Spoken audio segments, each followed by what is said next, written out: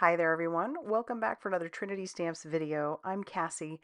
Today we're going to be making a fun little summer card. So let's talk about what we're using. I have the older Summer Gnome Fun.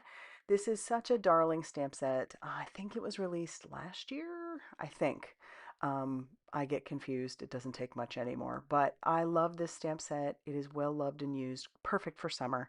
We're also going to be using this Undersea Adventure stencil. Now, we're not making the Undersea scene, but we are going to use this for a beach scene because it's perfect for that.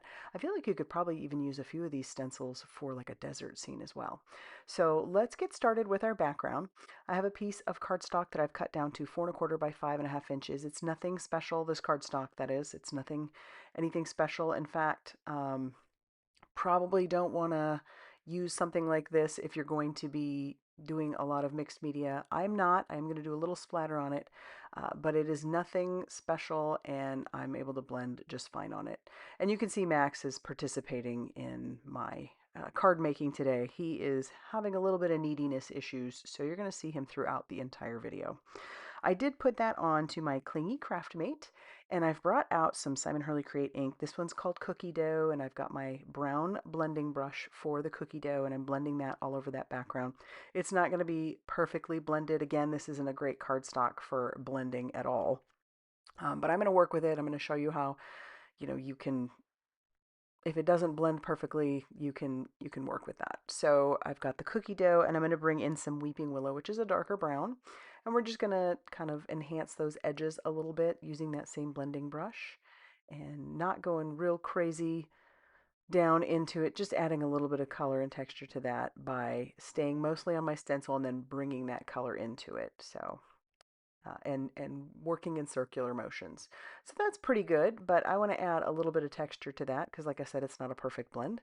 So I've put a little bit of that Weeping Willow onto my glass mat, and I'm going to spritz a little water into that, use a tiny little water brush, and then I'm going to splatter that all over the background. Again, don't want to add a lot of water to this cardstock because it's definitely not made for that. It's a thinner cardstock, but it does add a little bit of texture, and that color does dry back just a little bit.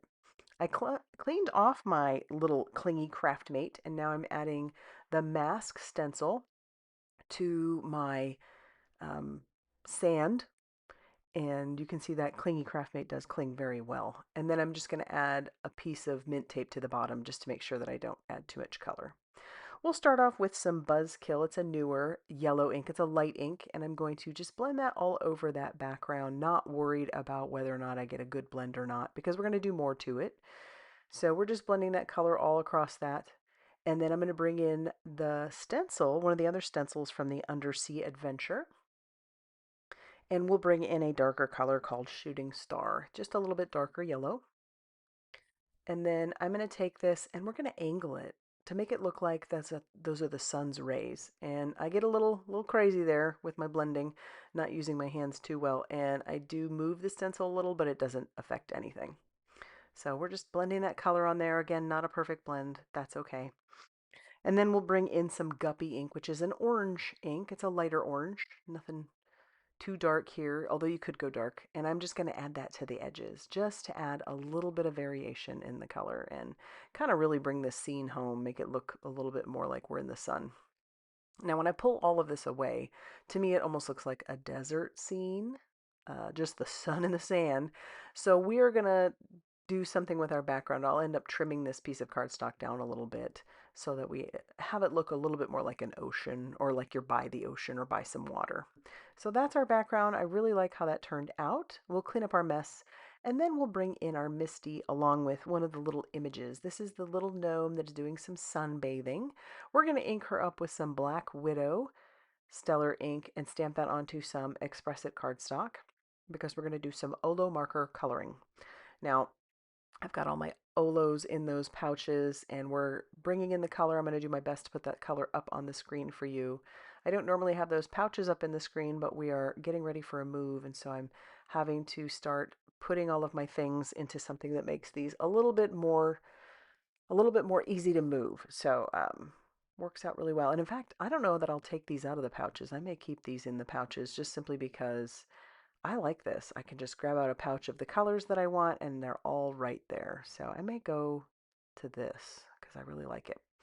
All right, so we're adding that color all over our background, and we've decided we're going to make her swimsuit pink. Now, my pink ends up bleeding quite a bit. Um, Sometimes that happens with these Olos. I tend to work with it. I very rarely do I throw something away, just because, again, I've said this so many times. It's a handmade card. We're going to play with it. We're going to work with it. And I mean, there are ways to fix some of that as long as it doesn't like splatter onto the other colors too much. And I wasn't doing a very good job of paying attention to the tips of my markers. You can tell when they're about to bleed, they get really, really shiny. So the color tends to pool at the bottom. No one can ever accuse these Olos of not being juicy, that is for sure. Where I sometimes have an issue with my other alcohol markers being dry, that is not the case with the Olos. So we're coloring her hair, and I'm going to bring in they call it a blender, I guess. It's not really an eraser, it's just going to push that color. And so I'll work around with it. We're adding some cool grays to parts where just around her to make it look like there's some shadow. And we did the same thing with the umbrella, and we'll blend out that color a little bit more. And then we're going to bring in the darkest color for her sunglasses and then the stand for the umbrella itself. Um, Typically, I don't use a whole lot of gel pens, but I'm going to add a little bit of white gel pen to her nose and to her glasses, and also a little bit to her hat, just to add just a little shine there. And then we'll bring in the matching dye, tack that down with a little bit of mint tape, and run that through our die cutting machine. Now here's where I decided I wanted the blue to make it look like we've brought the ocean in. So this is going to be our panel for our background. And it does measure 4¼ by 5½ inches. And I don't need that whole piece because some of it's going to be covered. So a little trick here. My sentiment I want to be on that blue as well. So I'm going to stamp that right in the center.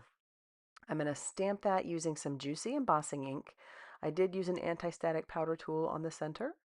So we'll stamp out our sentiment that says Gnome 1 is cooler than you, and then we'll cover that with some fine detail white embossing powder. Then we'll heat set that till that is smooth and melted, and you'll be able to tell because it does go from a matte finish to a shiny finish. And then we can bring in our matching die because I love that Trinity Stamps has that for their sentiments. Not all of them, but most of them these days have that. And then we'll run that through our die cutting machine.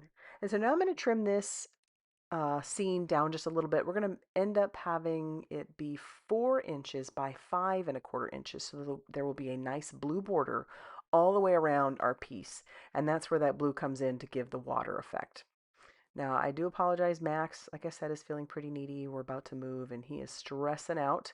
So he's going to pop in even a little bit more. And you can tell this poor baby's stressed out because his little ear is losing some fur on one of them. So he is being exceptionally needy. So he's going to help me put together the rest of the card. We'll use some liquid glue to attach down our scene to our blue panel. And like I said, we'll have a nice blue border all the way around the edges.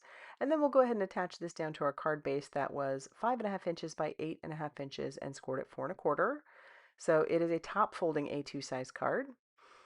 And then we can go ahead and start attaching the rest of the pieces down. So I'm going to use some of these foam adhesive strips. These are great. They work perfectly with so many of those sentiments, and I'm going to put it on the back of both our gnome and our sentiment, and then we'll peel off the release paper and we can stick our gnome down and we can stick our sentiment down. But of course I don't want to stop there. I'm going to bring in some Glacier embellishments. These are some flat back sequins, and I'm going to be fairly liberal putting those around, and again that'll bring in some more of that blue to give the beach vibe that I was going for. So sometimes color plays a big role in all of that. And so we'll use our pickup stick along with some liquid glue to adhere all of those down. And then once those are down, that is going to finish off our card for today. I love how this one turned out. It just makes me want to get outside and play in the pool, something like that. I love it. And I hope you do too. If you do, please hit that like button. Definitely consider subscribing if you haven't already done so. And huge thanks for sticking around, watching the videos, using my affiliate links. All those things do keep me producing videos, and so I do appreciate you. Thanks for everything, and I will see you soon in another video. Bye, everybody.